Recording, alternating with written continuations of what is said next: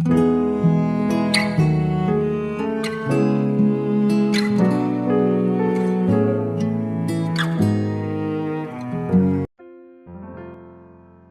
saudara yang dikasihi Tuhan Yesus, selamat pagi dan salam sejahtera bagi saudara semua.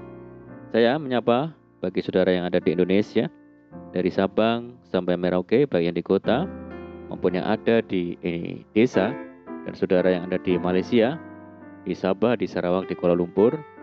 Senang sekali kembali menjumpa saudara pada saat pagi yang indah ini.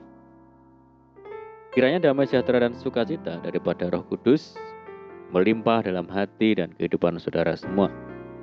Dan kiranya saudara semua dalam keadaan sehat selalu, puji Tuhan. Selamat datang kembali di Pokok Anggur bersama saya Yosia Krispianto. Mari saudaraku, sebelum kita bersama-sama merenungkan firman Tuhan, mari kita satu dalam doa. Bapa di surga, Bapa yang baik, yang penuh dengan kasih karunia, Bapa yang kami muliakan, di dalam nama Tuhan Yesus Kristus, kami mengucap syukur oleh karena pertolongan dan penyertaan Tuhan di sepanjang malam dalam istirahat kami, sehingga kami boleh melewati malam hari dengan penjagaan dan perlindungan Tuhan.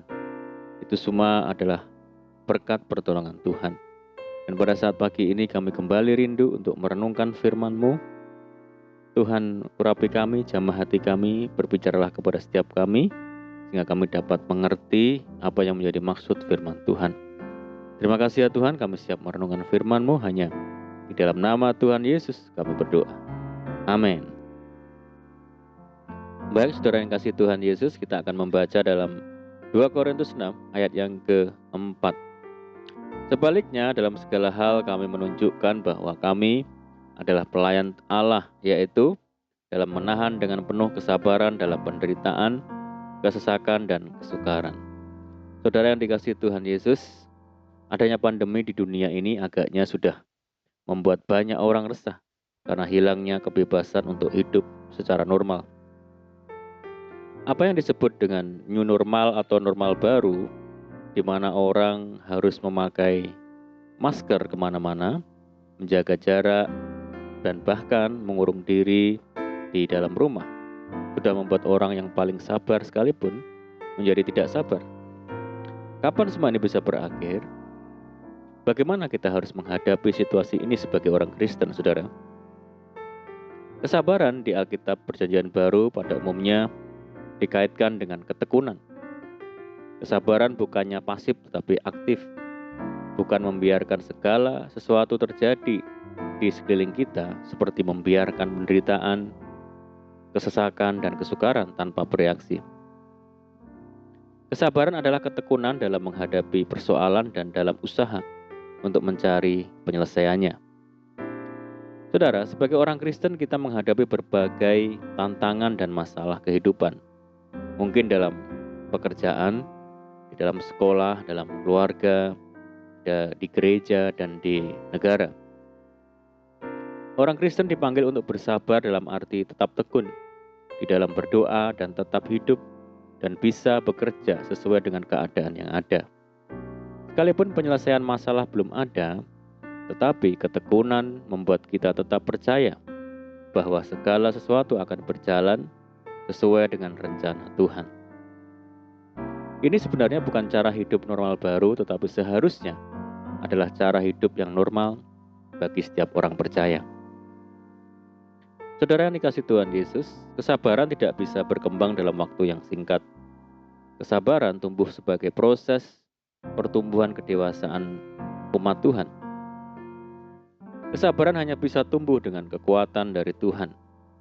Dalam Kolose dikatakan, dan dikuatkan dengan segala kekuatan oleh kuasa kemuliaannya untuk menanggung segala sesuatu dengan tekun dan sabar.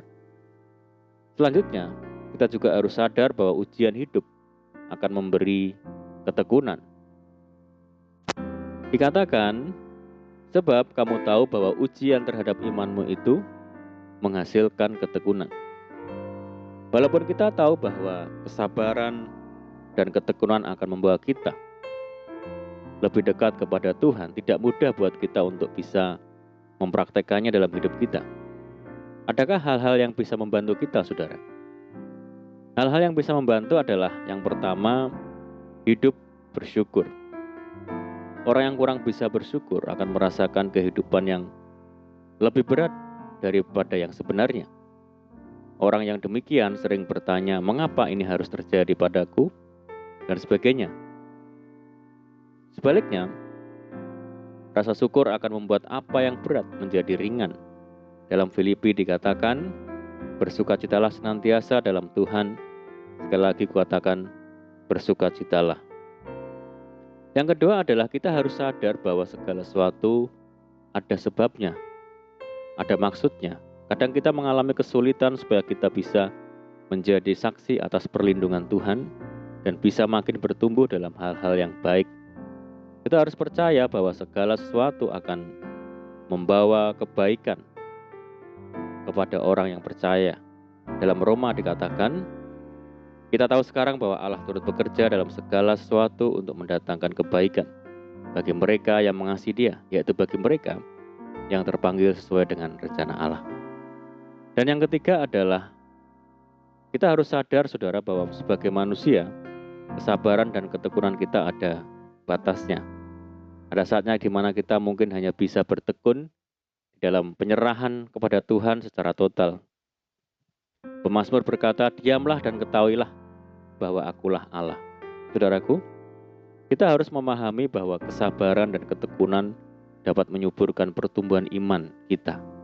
Sehingga kita bisa mengerti bahwa Allah kita adalah Tuhan yang Maha Kuasa, Maha Kasih dan Maha Bijaksana, yang membuat segala sesuatu terjadi sesuai dengan rencana dan waktunya. Amin, puji Tuhan. Mari kita berdoa.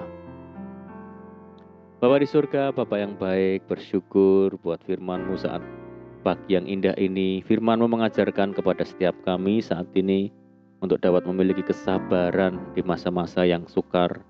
Ajar kami untuk sabar dan tekun, hidup dalam ucapan syukur, sehingga di tengah keadaan yang apapun, kami tetap mampu bersukacita. Terima kasih Tuhan, meteraikan firman-Mu dalam setiap hati kami. Dan saat ini kami menyerahkan hidup kami hari ini ke dalam tangan Tuhan.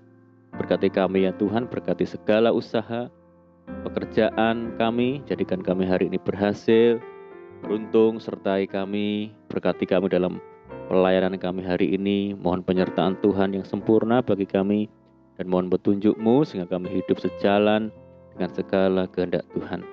Limpahi kami dengan sukacita-Mu, damai sejahtera Tuhan, dan jauhkan kami dari segala malapetaka. Berdoa bagi kesejahteraan kota kami, desa kami, daerah kami, dan bangsa kami. Mari Tuhan berkati, pulihkan, berkat Tuhan senantiasa mengalir bagi daerah kami. Terima kasih Tuhan. Ini doa kami percaya Tuhan mendengar seruan doa kami. Hanya di dalam nama Tuhan Yesus Kristus kami berdoa. Amin. Puji Tuhan, saudara, kita sudah berdoa, kita percaya penyertaan Tuhan selalu ada, menyertai kita setiap hari.